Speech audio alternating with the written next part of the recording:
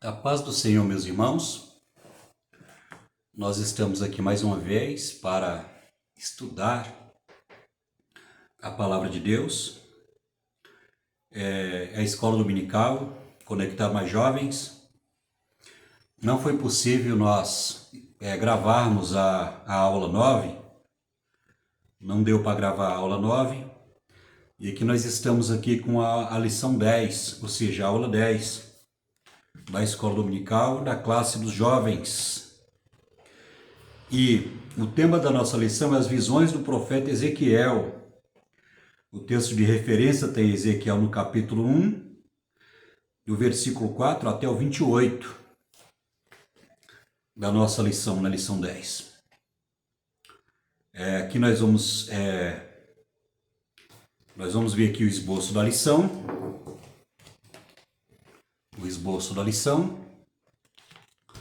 No primeiro tópico nós vamos falar sobre a visão dos quatro rostos, entendendo a visão dos quatro rostos.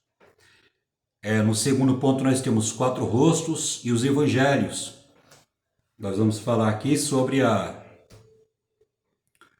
que cada rosto daquela visão que Ezequiel teve corresponde a cada evangelho, né? Ou seja, Mateus, Marcos, Lucas, o evangelho também do apóstolo João. No segundo tópico nós temos a visão das quatro rodas, a visão que Ezequiel teve. A onipresença de Deus. No segundo ponto nós temos a realidade da glória de Deus. E no terceiro tópico nós temos entendendo a visão do vale de ossos secos, dos ossos secos. Na própria visão aqui que Ezequiel teve, o próprio Deus fala com ele, né? Explicando ali a visão que ele teve dos ossos secos ali. Uma visão que ele teve, que realmente representa a nação de Israel. Então aqui nós vamos no segundo ponto, a palavra que vivifica, ou seja, Deus mostrou para ele naquela visão, o povo de Israel, e Deus mandou o profeta Ezequiel profetizar sobre aquele vale de ossos secos. Antes de entrarmos aqui no comentário, vamos aqui fazer um resumo para não ficar muito longo o comentário, porque as pessoas não gostam, né, de vídeos longos. Mas é importante dizer também que para o aluno de escola dominical, para o professor, né, que gosta de aprender a palavra de Deus na escola dominical, nós vamos ver que essa aula ministrada aos domingos nas Assembleias de Deus é no mínimo 1 hora, né, para explicar, para ensinar, que o professor tem esse tempo aí de 1 hora para estar explicando para a sala dos seus alunos. Então aqui nós vamos fazer um resumo aqui para não ficar muito fadigante, né? Porque a nossa vida em São Paulo é muito corrida. Antes de entrarmos aqui para estudar, para fazer o comentário, eu peço a você que se inscreva no nosso canal.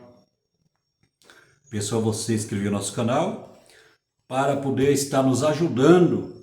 E é importante também se inscrever, porque quando nós publicarmos o nosso vídeo no YouTube, o YouTube vai notificar você quando o vídeo for publicado aqui no nosso canal. Então é isso, né? Nós vamos ver também que no meu canal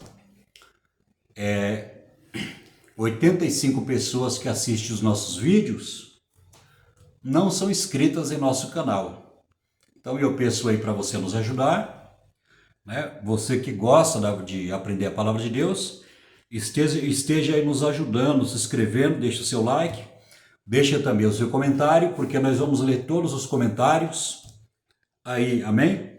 Então que Deus possa nos abençoar através desses estudos da palavra de Deus. Dito isto, então vamos lá para o comentário. A visão dos quatro rostos. Aqui no primeiro tópico nós temos a visão que o profeta Ezequiel teve no capítulo 1 dos quatro rostos. aqui no primeiro ponto, né, entendendo a visão dos quatro rostos. A visão é introduzida com um vento tempestuoso que vinha do norte, simbolizando a vinda do próprio Deus de forma soberana para intervir na história do seu povo que estava no auxílio na Babilônia. Os quatro rostos subsequentes da visão são semelhantes a rostos de homem, de um leão, de um boi, de uma águia. Podemos dizer também que esses rostos representam o caráter de Deus e o seu domínio sobre a terra e a sua criação. O domínio de Deus sobre a história é perceptível. Isto fora demonstrado através do profeta Daniel. Aqui nós vamos ver que o rosto de homem, o rosto de boi, o rosto de águia e o rosto de leão fala sobre a criação de Deus, né? Nós vamos ver que, biblicamente falando, a criação de Deus, ela está totalmente depravada por causa das consequências do pecado de Adão. E nós vamos ver que Deus é o criador de todas as coisas. E nós vamos ver que Deus ele mostra aqui a criação, né, dos animais e do próprio homem. Nós vamos ver que quando Deus ele arrancar o pecado da face da terra, ou seja, no período do milênio, quando Jesus vier quando Jesus vier com a igreja para livrar Israel do anticristo, nós vamos ver que Deus ele vai purificar a terra. Então a criação de Deus será redimida, será liberta do pecado e da corrupção. Então aqui essa visão que Ezequiel teve foi a visão da criação de Deus, né? Da soberania de Deus. Mas para baixo nós vamos ler aqui também que os quatro rostos, nós vamos ver que tem a correspondência também nos evangelhos, né? Nós vamos ver que tem essa correspondência. Por exemplo, o rosto de homem aponta para o evangelho de Lucas, que fala sobre Jesus, né? Quando nós lemos o evangelho de Lucas, nós vamos ver que o evangelho fala sobre a humanidade de Cristo, ou seja, Jesus, ele é o segundo Adão, o Adão que realmente conseguiu executar a vontade de Deus, né?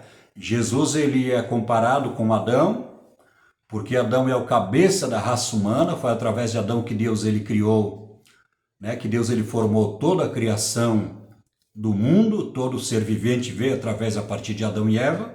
Então nós vamos ver que Adão é o primeiro ser humano criado por Deus, e através dele, Deus ele povoou a terra através de Adão. Então nós vamos ver que quando a Bíblia diz lá em Romanos capítulo 6 que Jesus é o segundo Adão, Jesus é o segundo Adão porque Jesus ele veio numa ordem superior, ou seja, Adão como cabeça da raça humana, ele fracassou, desobedeceu a Deus, e através de Adão o pecado entrou no mundo, né? E todo ser humano pecou, e por isso as pessoas morreram por causa do pecado, tanto na sua vida biológica quanto na sua vida espiritual, e até perdição eterna. Nós vamos ver que Jesus é chamado do segundo Adão, porque ele conseguiu triunfar, e ele também é em uma ordem superior, né? Em tudo aquilo que Adão fracassou, Jesus conseguiu vencer. Então, quando o Evangelho de Lucas fala nesse sentido, aponta Jesus como o homem perfeito, o homem que conseguiu executar toda a vontade de Deus com perfeição, né? Ou seja, Jesus é o Filho de Deus. O Filho de Deus, né? Que foi gerado também da Virgem Maria. E nós vamos ver também que quando tem essa visão aqui da águia, né? Que teve quatro, essa visão que Ezequiel teve, foi de quatro rostos: o rosto de homem, o rosto de águia, o rosto de boi e o rosto de leão. E nós vamos ver que o rosto de águia tem uma correspondência com o Evangelho de São João, o apóstolo João, que apresenta Jesus como Deus, porque a águia, né, é uma ave gigante, e ela é uma ave poderosa, né, é uma ave que domina os ares, é uma ave poderosa, gigante, né? E nessa águia, estudando com relação à águia, nós vamos ver que a águia, ela é da família dos pássaros gigantes, ela voa muito rápido, mais de 200 quilômetros por hora. Então a águia também tem uma visão muito aguçada, ela consegue chegar a quilômetros de distância. A visão dela ampliada é 10 vezes, né, mais perceptível do que a nossa, a visão da águia. Né? Então nós vamos ver que a águia ela tem alguns atributos, segundo a sua espécie, que nós podemos dizer que ela corresponde ao Evangelho de João, né? Que representa a divindade de Jesus Cristo. Né? Nós podemos dizer que a águia representa a divindade de Jesus Cristo no Evangelho de João. E nós vamos ver também que ele teve a visão também de um boi, ou seja, uma criatura que tinha 4 rostos, e um desses rostos era o rosto de um boi. Então nós vamos ver que esse rosto de um boi, que é um animal que Deus criou, corresponde ao Evangelho de Marcos, né? Porque o boi é um animal na cultura do povo de Israel, não aqui, mas na cultura do povo de Israel, era um boi que trabalhava, era um boi que servia com o seu trabalho, servia o seu dono. Então, este animal corresponde ao Evangelho de Marcos, porque Marcos apresenta Jesus como servo. Então esse boi corresponde ao Evangelho de Marcos, porque Marcos apresenta Jesus como servo, e esse boi também identificado no Evangelho de Marcos. O quarto animal, que é o leão, né? Nós vamos ver que o leão, quando falamos de leão, nós falamos da majestade, nós falamos do animal poderoso, né? Nós falamos de realeza, e nós vamos ver que a palavra de Deus diz que Jesus é o leão da tribo de Judá. Né? Então nós vamos ver que este leão animal corresponde ao Evangelho de Mateus. Né? Por quê? Porque o Evangelho de Mateus, quando Mateus ele começa a escrever o Evangelho para os judeus, ele apresenta Jesus, né, da tribo de Judá. Ele apresenta Jesus da tribo de Judá, descendente de Abraão, descendente de Davi, né?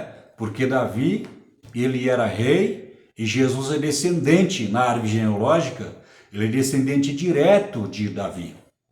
Então nós vamos ver que Davi é rei, e o leão em nossa cultura, ou até na cultura de muitos povos, quando fala de leão, nós falamos do rei da selva, né? O animal destemido, o animal que domina, o animal que é um predador. Então nós vamos ver que a palavra de Deus diz que Jesus é o leão da tribo de Judá. Então o leão aqui, ele corresponde ao Evangelho de Mateus, porque Mateus, ele fala que Jesus, ele é da tribo de Judá, né? Descendente de Davi, portanto, tendo direito, né? Direito ao trono de ser rei de Israel. E Jesus ele vai reinar como herdeiro direto do trono de Davi. Ele vai reinar por 1000 anos aqui na terra,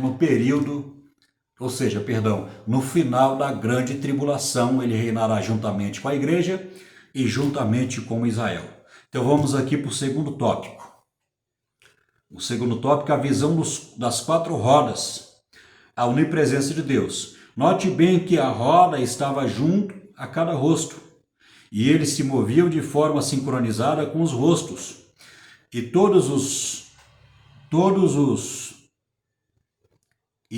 as rodas rodavam pela direção do Espírito. É importante entender que a ação aqui tem como força motriz o Espírito, mostrando-nos a atuação de Deus sobre todas as coisas. Nós vamos ver que quando nós falamos no Espírito, nós estamos falando do Espírito Santo, a terceira pessoa da Trindade. Nós vamos ver que toda vida emana de Deus. Nós sabemos que é o Espírito Santo que ele produz vida na igreja. É o Espírito Santo que nos convence do pecado, do juízo, da condenação.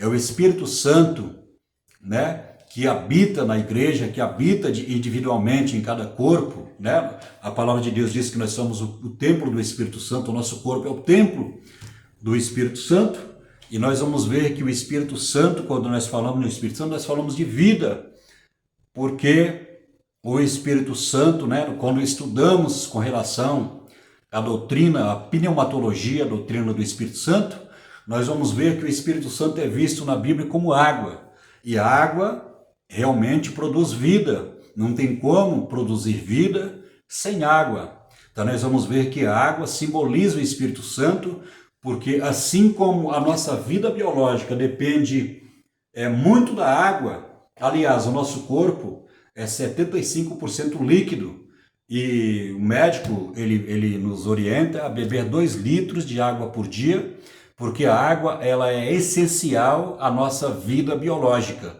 Então é por isso que a palavra de Deus diz que a água simboliza, aponta, para o Espírito Santo, porque o Espírito Santo nos dá vida com Deus, nos dá vida com Deus através da sua presença regeneradora, nos santifica, nos orienta, nos capacita e nos coloca em comunhão com Deus, ou seja, o Deus Pai, Deus Filho e Deus Espírito Santo, que é a Trindade Santa. Vamos continuar lendo aqui o segundo tópico. E as horas sincronizadas com respectivos rostos e olhos enfatiza a presença de Deus. Sabemos pela teologia que este é um atributo que diz respeito somente a Deus, pois está em todos os lugares no mesmo tempo, no mesmo instante. Então nós vamos ver que a palavra de Deus diz que Deus ele é onipresente, onisciente, onipotente. A Bíblia diz assim que Deus ele não muda, ele é imutável. Então nós vamos ver que Deus ele é eterno. Então nós vamos ver aqui dentro da Bíblia que fala sobre os atributos naturais de Deus. Os atributos que está ligado, que está relacionado com a sua natureza, a natureza divina, ou seja, Deus, ele é Deus porque ele tem esses atributos, porque ele é onipotente, onisciente, onipresente, ele é imutável e ele é eterno. Então nós vamos ver que as características de Deus, é através dos seus atributos que nós conseguimos entender que Deus, ele é Deus através dos seus atributos. E nós vamos ver que nessa visão que Ezequiel teve, ele viu uma criatura cheia de olhos.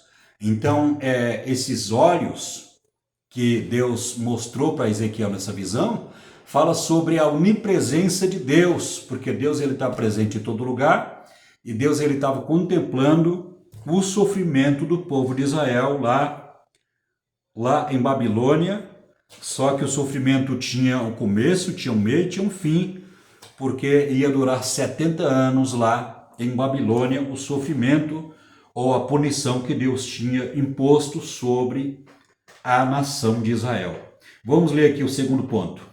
A realidade da glória de Deus. A visão recebida por Ezequiel foi tão espantosa que o profeta caiu diante da glória do Senhor e começou a ouvir a voz do Senhor. Está lá em Ezequiel capítulo 1, versículo 28. A chamada de um profeta diz muito sobre o seu ministério. Isaías presenciou a glória de Deus, Jeremias contemplou a vara de amendoeira, Ezequiel presenciou a voz de Deus e os seus ouvidos foram afinados para ouvir a mensagem de Deus. A glória de Deus revela a sua santidade, o seu domínio e o seu poder. Por isso é necessário que tenhamos reverência. Moisés tirou até mesmo as sandálias dos pés, que possamos agir com tremor e temor diante das visões de Deus. É importante dizer aqui que todo homem que tem um chamado, ou que seja para pastor, presbítero, profeta, evangelista, diácono, É importante dizer que todos os homens, todas as pessoas que têm uma vocação de Deus, uma pessoa que é vocacionada, é importante que Deus dê sinal na vida dessa pessoa.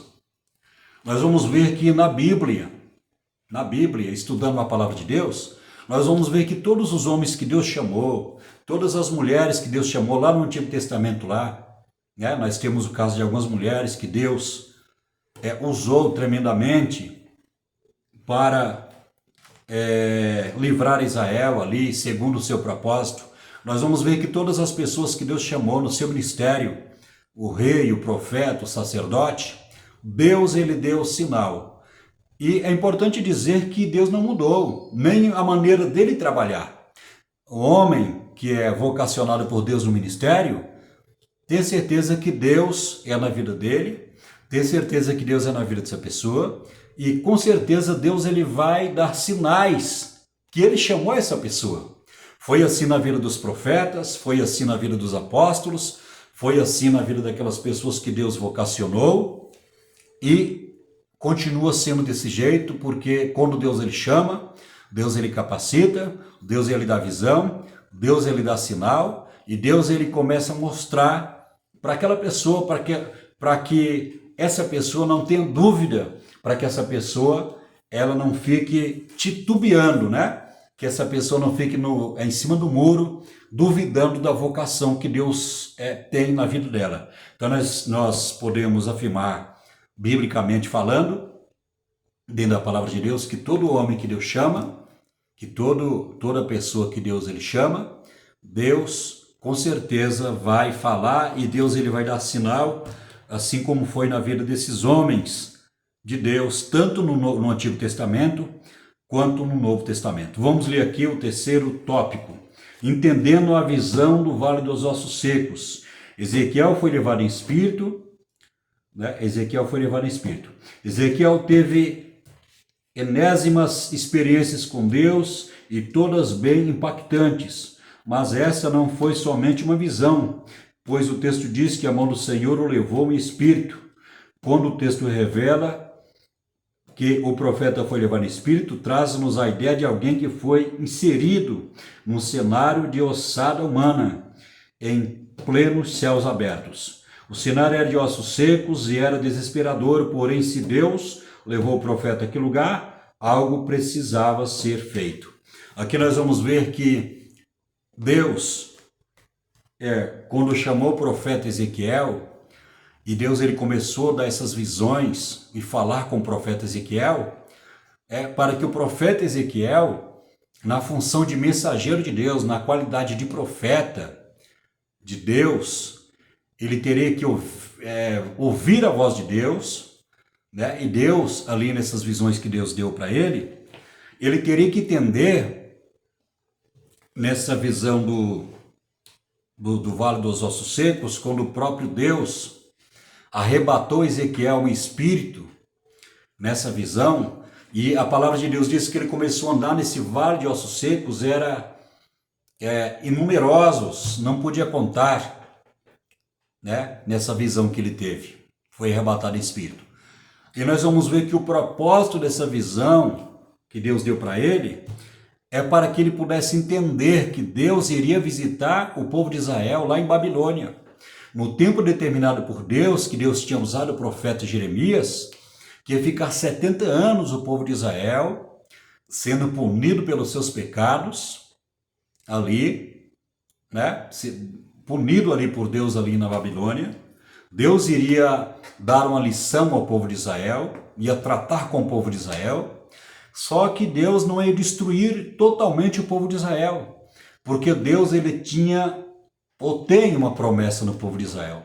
Então Ezequiel teria que falar com o povo de Israel: olha, Deus, vocês estão aqui por causa da sua desobediência, nós estamos aqui por causa dos nossos pecados, mas Deus falou para mim que essa punição tem um prazo de validade, tem uma data determinada por Deus, 70 anos. Então, nessa visão que Deus deu, o povo de Israel falava: olha, nós estamos sem esperança, né? Nossa vida foi cortada. jamais nós vamos voltar, nós não vamos voltar nunca mais para a nossa nação, nós não vamos mais, estamos totalmente perdidos, estamos sem vida, né? Deus nos desamparou. Então esse era o pensamento da nação de Israel lá em cativeiro. Eles não estavam acreditando na promessa de Deus, que Deus tinha usado o profeta Jeremias.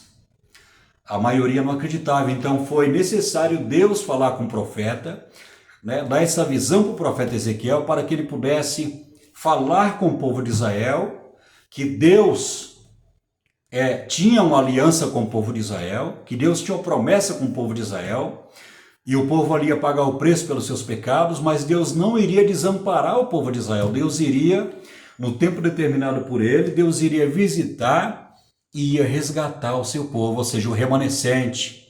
Deus ia atrás do remanescente, né? Porque quando Nabucodonosor invadiu Jerusalém, foi 3 vezes que a cidade foi invadida, né? O reino de Judá, que ficaram 10 tribos.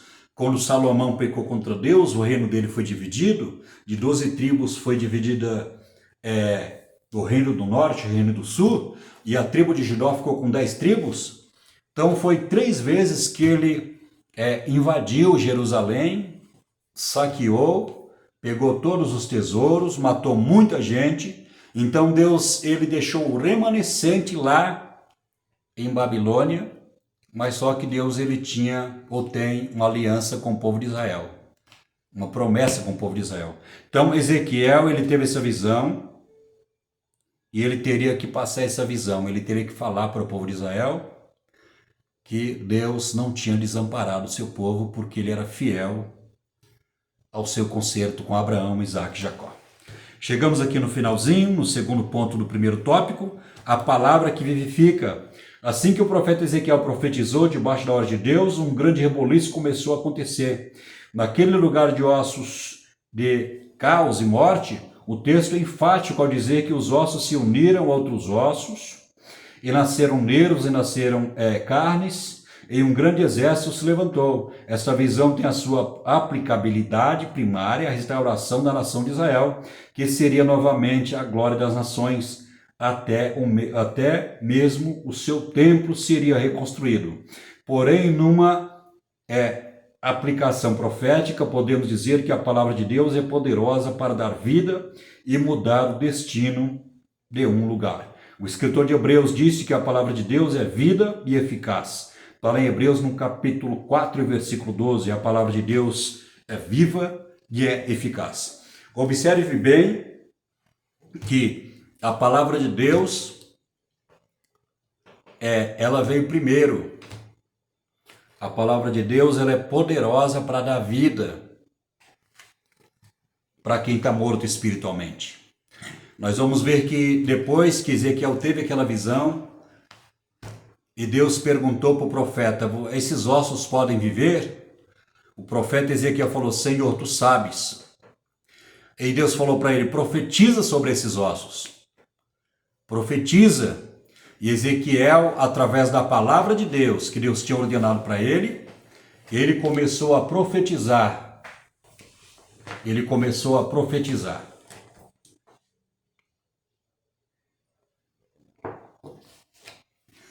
Ele começou a profetizar e ele falou assim, venha o Espírito sobre esses ossos.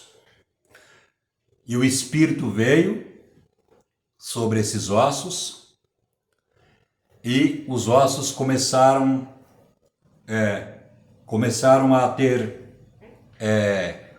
a crescer carnes, né? Começou através do poder da palavra de Deus, apareceu o coração, apareceram os órgãos, né? Os órgãos, começou a aparecer os membros, né? A carne, começou o sangue naquele corpo, o coração começou a bombear sangue.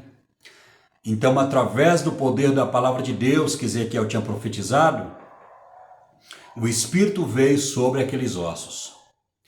Aqui estamos falando sobre o Espírito de Deus. Porque na igreja, O que trabalha na igreja é o Espírito e a palavra.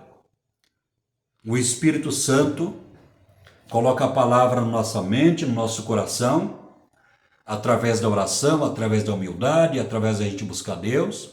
O Espírito Santo coloca em nosso coração a palavra, nós pregamos a palavra, ensinamos a palavra, e a palavra, ela produz vida. A palavra, ela produz vida, ela produz arrependimento. Através da palavra tem renovo espiritual. Através da palavra de Deus tem conversão de almas. Através da palavra de Deus tem batismo com o Espírito Santo. Através da palavra de Deus, do poder da palavra, acontecem milagres. Então Deus, ele trabalha na sua igreja através do Espírito e da palavra.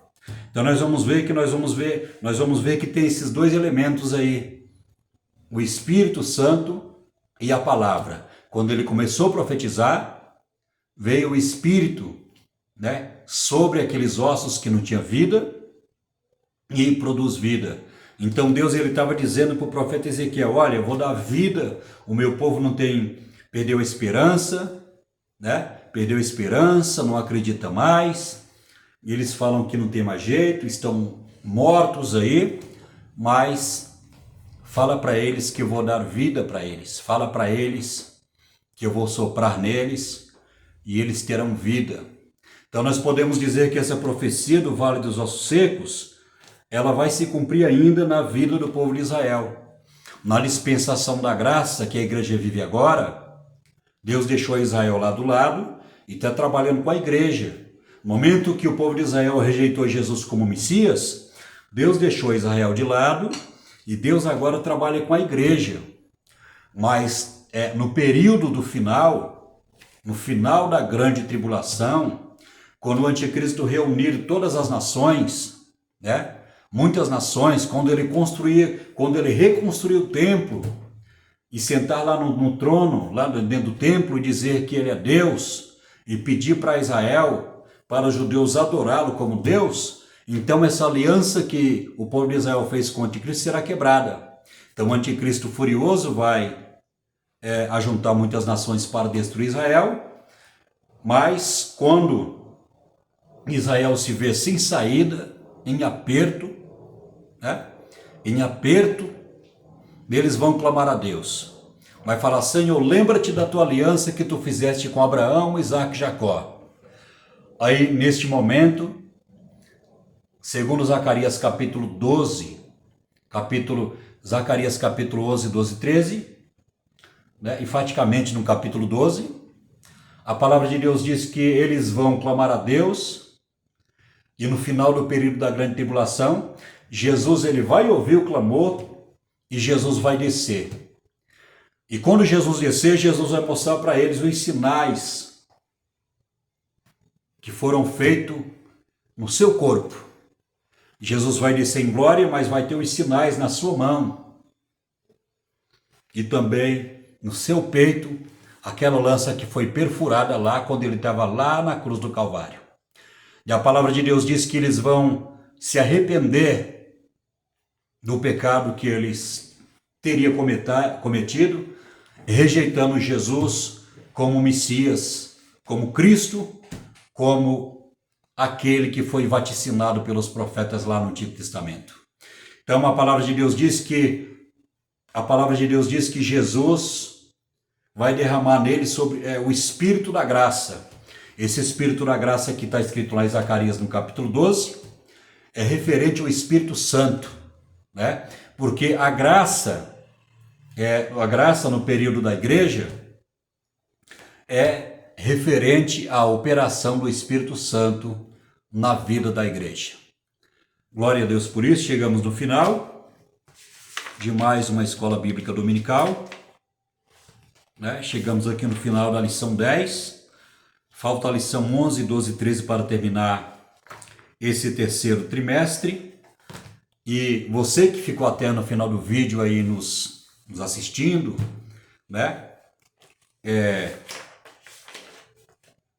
aprendendo juntamente conosco os ensinamentos da palavra de Deus, você que chegou até o final, eu peço para você mais uma vez se inscrever no nosso canal, Deus deixa o seu like. E também quero agradecer a todos vocês que são inscritos no canal. E quero agradecer também você que vai se inscrever agora. Que Deus abençoe a sua vida, que Deus abençoe seu ministério, a sua igreja, o seu pastor, a sua família. E eu espero você no próximo vídeo. Nós estaremos estudando a lição 11, né? A lição 11 da classe dos jovens, Assembleia de Deus Ministério Madureira. A lição 11 é Ezequiel e a nação de Israel. Aqui nós vamos aprender muitas lições importantes para o nosso crescimento espiritual. Que Deus abençoe a sua vida. Eu espero você no próximo vídeo. Fique com Deus e um abraço para você em nome de Jesus.